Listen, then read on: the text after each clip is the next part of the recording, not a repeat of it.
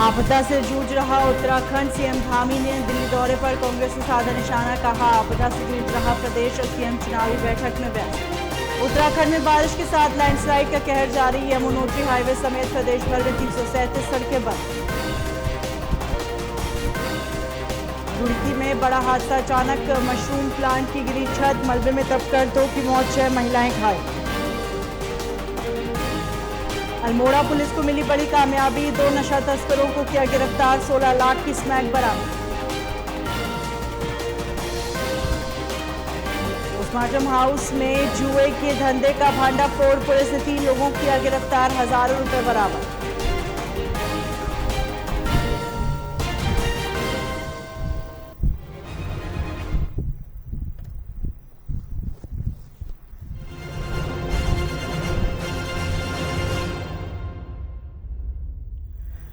नमस्कार, स्वागत है आपका। आप देख रहे हैं उत्तराखंड लाइव, मैं हूं आपके साथ हिना। हरिद्वार में मुहर्रम को लेकर पुलिस ने खाका तैयार कर लिया है। एसएसपी ने हर थाना स्तर पर समीक्षा बैठक की और त्योहार को सकुशल संपन्न कराने को लेकर निर्देश दिए, जिसके बाद पुलिस उन गांवों को चिन्हित कर रही है जिन गांवों में पिछले साल मुहर्रम पर जुलूस निकालने को लेकर विवाद हुआ था, और इसके साथ ही पुलिस ने पुराने रजिस्टर भी खंगालने शुरू कर दिए हैं।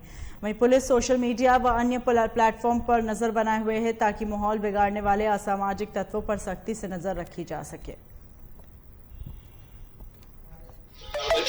उन्हें एक शिकायती पत्र के रूप में दे दीजिए। संबंधित विभागों को हम लोग यहाँ से कंसल्ट करते हुए उनको आगे भेजेंगे और ये सुनिश्चित करेंगे कि आज अगर संभव हो सकेगा तो ठीक है, नहीं तो त्वरित कार्रवाई कर जल्दी से जल्दी उस पर संज्ञान लेंगे।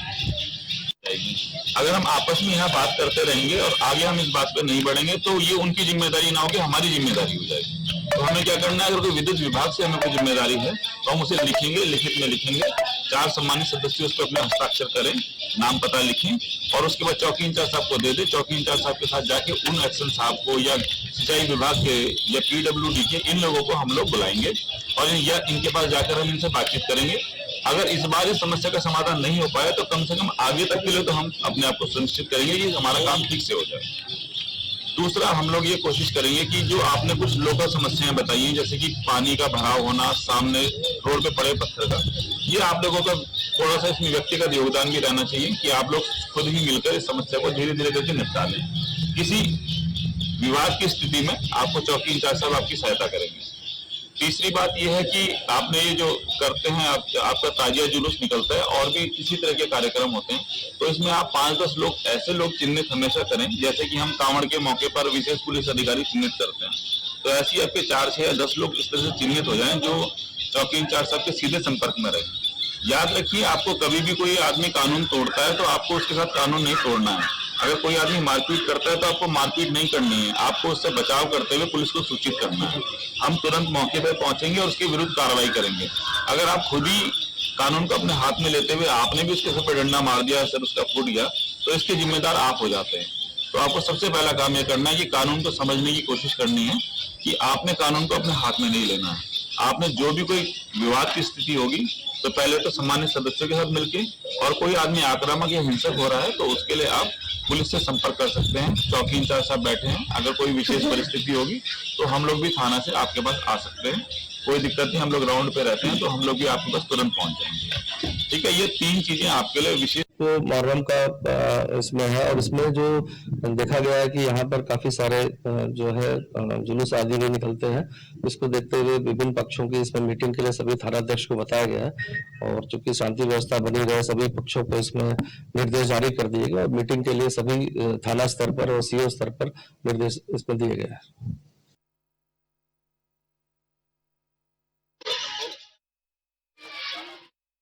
हरिद्वार में आई बाढ़ आपदा से लोगों को भारी नुकसान हुआ। आपदाग्रस्त क्षेत्रों में अधिकतर किसानों की फसल पूरी तरह बर्बाद हो गई। जनपद हरिद्वार क्षेत्र कृषि बहुमूल्य क्षेत्र है। बाढ़ के चलते किसानों की फसलों का निरीक्षण करने के लिए उत्तराखंड सरकार के कृषि मंत्री गणेश जोशी ने मंगलौर क्षेत्र के आपदाग्रस्त कई गांवों का दौरा किया। इस दौरान उन्होंने आपदा से पीड़ित लोगों को आश्वासन दिया कि धामी सरकार उनके साथ है। किसानों की समस्या जानने के लिए बाढ़ग्रस्त क्षेत्रों का जायजा लिया जा रहा है, जिससे किसानों की हर संभव मदद की जा सके।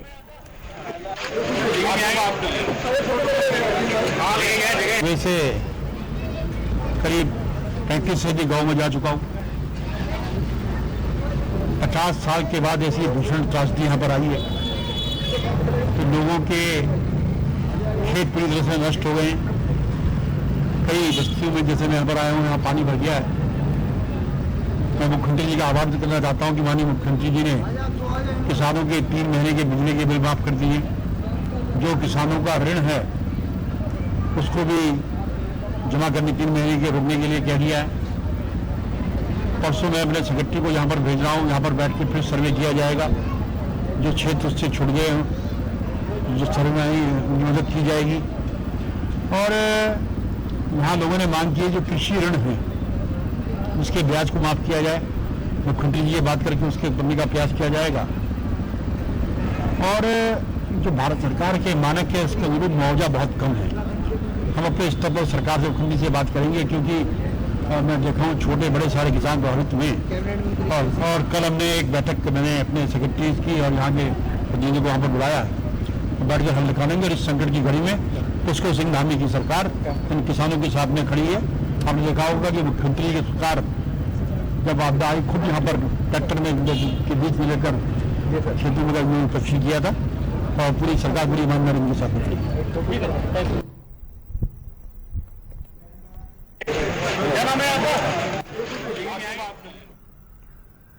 हरिद्वार सांसद रमेश पोखरियाल निशंक ने चाय पर चर्चा कार्यक्रम में शिरकत की और दावा किया कि लक्सर और खानपुर क्षेत्र में आई बाढ़ के बाद सरकार तेजी से राहत एवं बचाव का कार्य कर रही है। हरिद्वार प्रेस क्लब में आयोजित चाय पर चर्चा कार्यक्रम में डॉक्टर निशंक ने विकास के मुद्दों से जुड़े सवालों में के जवाब दिए। उन्होंने कहा हरिद्वार जिला आपदा से जूझ रहा है और कुछ लोग राजनीति करने जनता को गुमराह कर रहे हैं। मुख्यमंत्री प्रशासन धामी ने खुद हरिद्वार पहुंचकर बाढ़ पीड़ितों की मदद के लिए बिजली और पानी के बिल माफ करने जैसी कई घोषणाएं की और बाढ़ के बाद टूटी हुई सड़कों की मरम्मत के लिए तत्काल करोड़ों का बजट भी जारी किया।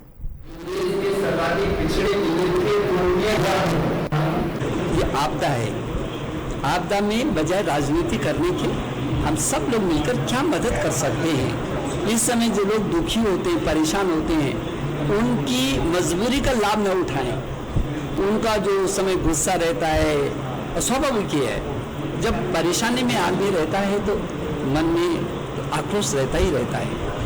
तो उसकी उन परिस्थितियों का नाजायज फायदा न उठाएं। हमारी गवर्नमेंट पूरी ताकत के साथ जुटी हुई है। हमने तमाम समाधान भी किए हैं और स्थायी समाधान निकालने की दिशा में हम लोग जा रहे हैं। हमारे सभी जनप्रतिनिधि भी लोगों के बीच रहे हैं। हम सब लोग जहां तक हम पहुंच सकते थे, जा सकते थे और उसका समाधान निकाल सकते थे, वो निकाल रहे हैं। मुख्यमंत्री जी ने अभी यहाँ पर आए तो उन्होंने बहुत सारी घोषणाएं की हैं और इस जिले के जिलाधिकारी के निवर्तन पर 35 करोड़ रुपए के तत्काल प्रभाव से जो मार्ग क्षतिग्रस्त हो गए, जो तटबंध टूट गए हैं, जो अहेतुक राशि जानी है, सारी किसानों की जमीनें ध्वस्त हो गई हैं, फसल नष्ट हो गई है। तो जो भी उनको मदद हो सकती है वो युद्ध स्तर पर मदद की जा रही है।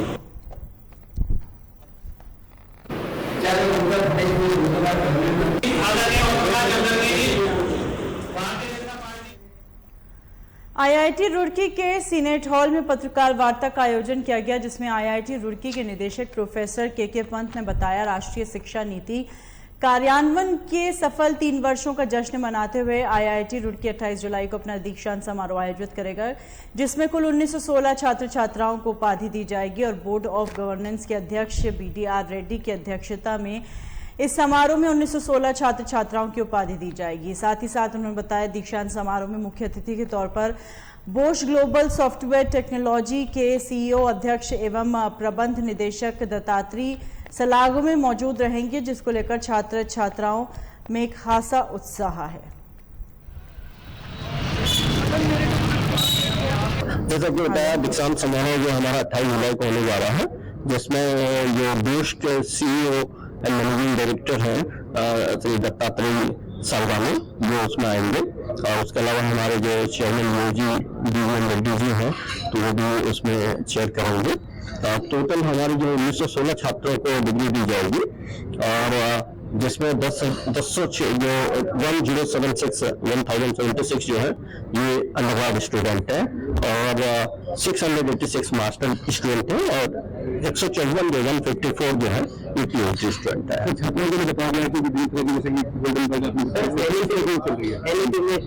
बैग ये छात्रों के बारे में आपने पूछा तो हमने जैसे शकुंतला एक जो है स्कॉलरशिप स्कीम शुरू की है, इसी तरह गोल्डन गाइड स्कीम ये वो है जो जनरली जो NIRF रैंकिंग 500 के अंदर में आते हैं कॉलेज और यूनिवर्सिटी और NIRF रैंकिंग 50 में आते हैं और उनका जो है अगर टॉपर है लड़की अपने यहाँ की तो उसको हम जो है इंट्रैक्शन के बाद बिना गेट के या बिना UGC स्केल के स्कोर के भी हम उनको एडमिशन देते हैं। तो इस तरह से ये अगर जो गर्ल्स किसी कारण से गेट एग्जाम या UGC से ऐसा नहीं दे पाई तो उनको इंकरेज करने के लिए IIT रुड़की ने स्पेशली ये स्कीम शुरू की है और मुझे लगता है कि इसमें काफी आएंगे भी और फायदा होगा। जो जैसा कि अभी बात हुई NEP 2020 में डिस्कशन हो रहा था तो ये जो है एक complete holistic development of student का जो हम कहते हैं कि छात्र छात्राओं का सर्वांगीण विकास है, वो केवल जो है किताबी कीड़े बनकर ना रह जाए या एजुकेशन जो है वो उनकी बुक तक या ग्रेड्स तक लिमिटेड ना रहे, उसको ध्यान में रखते हुए बनाई गई है। तो सारे कोर्सेज जो है वो इस तरह से बनाए गए हैं कि छात्रों को प्रैक्टिकल नॉलेज की देंगे, छात्राओं को उस बारे में कि ये शिक्षा किस तरह से उनके लिए हेल्पफुल हो सकती है, उनका सोसाइटी के लिए क्या योगदान है, एंटरप्रेन्योरशिप स्किल डेवलपमेंट की बात कर रहे हैं, प्रोजेक्ट डेवलपमेंट की बात कर रहे हैं और जो इंडस्ट्रीज है सोसाइटीज है उसके लिए in what way they can be helpful. I think ये education policy would be helpful in that way. And जब हम बात करते हैं साथ साथ इंटरनेशनलाइजेशन की भी बात कर रहे हैं तो ओवरऑल एक्सपोजर तभी होगा जब हम जो है बाहर के यूनिवर्सिटी से भी कनेक्ट करें, तो ये भी NEP एजुकेशन जो एजुकेशन पॉलिसी 2020 है उसको भी इसमें ध्यान में रखा गया। हरियाणा के कैथल में राजपूत समाज में भारी विरोध के चलते बहादुराबाद में भेल तिराहा पर हरियाणा शिक्षा मंत्री का पुतला दहन किया गया। लोगों ने कहा कि हिंदू सम्राट मिहिर भोज प्रतिहार की प्रतिमा पर गुर्जर सम्राट लिखा गया। मिहिर भोज को गुर्जर बताकर प्रतिमा का अनावरण करके इतिहास के साथ खिलवाड़ किया जा रहा है। लोगों का कहना है इस मामले में राजपूत समाज नाराज है। उनका कहना है जब तक गुर्जर शब्द नहीं हटाया जाएगा तब तक उनका आंदोलन जारी रहेगा।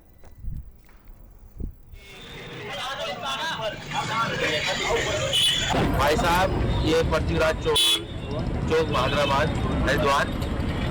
आपको बताया अभी कुछ विगत टाइम से सम्राट मिहिर भोज को लेकर एक अन्य समुदाय अपनी दावेदारी कर रहा है, जबकि सर्वविदित और इतिहास गवाह है कि सम्राट मिहिर भोज राजपूत क्षत्रिय हैं और उनको अपना नायक बनाने की कोशिश में कोई ना कोई समाज किसी ना किसी दिन करता रहता है घटनाएं।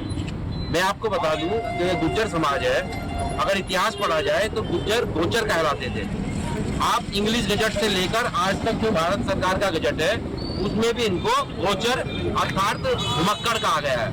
उसी के आधार पर इनको राजस्थान में आरक्षण भी मिला था, ठीक है ना। और मैं आपको बता दूं, अगर इतिहास की बात करें, गुज्जर सम्राट जो ये बता रहे हैं वो राजपूत समाज के हैं। आपको बता दूं 7वीं शताब्दी से लेकर 12वीं शताब्दी तक राजपूत काल रहा है। आप इतिहास में मुझे दिखा दे कि कहीं पे गुज्जर काल लिखा हुआ है।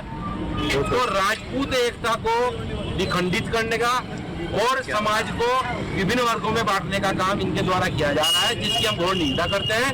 और उसी प्रोग्राम में आज क्षत्रिय समाज के लोग यहाँ एकत्रित हुए और साथ ही साथ गौरपाल गुज्जर जो कि अपने आप को ये समझ रहे हैं कि आप सत्ता में हैं तो आप इतिहास को झुठला देंगे, ऐसा कतई नहीं होगा। गौरपाल गुज्जर के बयान को लेकर और गुज्जर समाज की जो हमें हीन भावना दिखाई दे रही है उसको देखते हुए हमने यहाँ पुतला दहन किया और समाज के सभी वर्ग के लोग, ये नहीं क्षत्रिय और अन्य वर्ग के लोग हमारे साथ है और वे जानते हैं कि राजपूत ने आज तक सेवा का कार्य किया है और राजपूत हमेशा राजपूत रहेगा। और आपके माध्यम से मैं कहना चाहूंगा कि जैसे घर अधूरा खाट बिना, तराजू अधूरा बाट बिना, राजा अधूरा ठाट बिना और देश अधूरा राजपूत। असामाजिक तत्व जाति के नाम पर, धर्म के नाम पर अपनी राजनीति कर रहे हैं। आज एक आप देख सकते हो काफी समय हो गए किसी चल रहा है कि कुछ लोग राजनीति को लेकर अपनी राजनीति रोटी सेकने के लिए ये गलत काम कर रहे हैं कि कोई महापुरुषों के साथ कभी किसी चीज के साथ, इसीलिए आज सब युवा एकत्रित हुए उन्होंने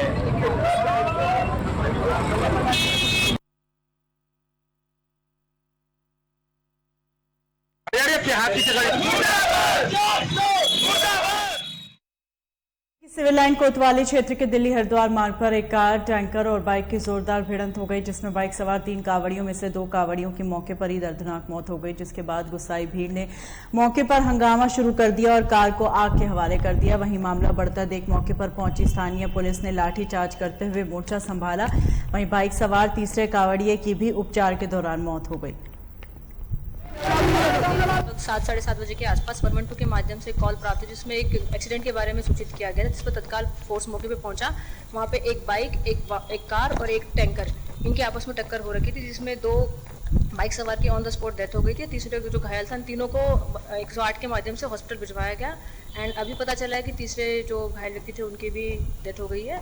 और जो चूंकि पूरा घटनाक्रम अभी क्या सच्चाई इसके बारे में जानकारी की जा रही है और आगे की विधिक कार्रवाई भी अमल में लाई जाए। प्राथमिक जानकारी के हिसाब से ये यूपी के रहने वाले बताए जा रहे हैं, बाकी अन्य जानकारी जुटाई जा रही है।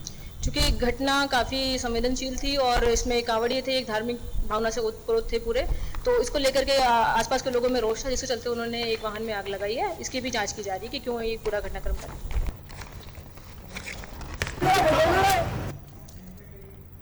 मंगलौर कस्बे में जिला पूर्ति अधिकारी मुकेश कुमार अपनी टीम के साथ राशन दुकानों का औचक निरीक्षण करने पहुंचे, जहां औचक निरीक्षण के बाद राशन डीलरों में खलबली मच गई। मौके पर राशन की दुकान बंद पाए जाने पर 2 राशन डीलरों के खिलाफ कार्रवाई करते हुए दुकानों को सीज कर दिया गया और इसके साथ ही अन्य राशन दुकानों के दस्तावेजों की जांच की। वहीं जिला पूर्ति अधिकारी मुकेश कुमार ने बताया, कई दिनों से शिकायत मिल रही थी कि मंगलौर क्षेत्र में राशन की दुकानें समय पर राशन वितरण नहीं करती।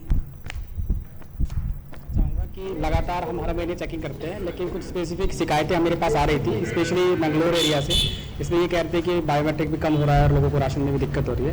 तो इसी क्रम में मैं आज फील्ड में आया था और मंगलौर और रुड़की शहर में पाटलिपुत्र जो गाँव है, वहाँ पर 3 दुकानदार हैं हमारे, आबिद है और 2 दुकानदार और है, नाजिब करके है और एक और है। तो 3 दुकान हमारे उसके रुड़की के दानिश के थे, उनकी दुकानों की चेकिंग की। और यहाँ पर हमने एक रफ़ी है, खुशनसीब आलम है, शोभित है और एक लड़का हो रहा है रोहित नाम करके, खुश नसीब। हाँ, तो इन सभी की दुकानों में चेकिंग की थी, जिसमें से मुझे 2 दुकानें मैंने सीज की हैं। उसका कारण ये है कि कहीं ना कहीं उनके पास स्टॉक रजिस्टर था और दुकानों में माल भी नहीं था। उन्होंने दुकानें बंद मिली उनकी, और बाकी देखते हैं मुझे जवाब तलब किया जाएगा। अब देखते हैं उसमें क्या जवाब देते हैं। और उसके अलावा 2 दुकानें हमने अभी चेक की है जिनका बायोमेट्रिक कम आ रहा है, उनको बायोमेट्रिक बढ़ाने के लिए बोल दिया गया है कि आप अंगूठा लगवा के लोगों को राशन दें।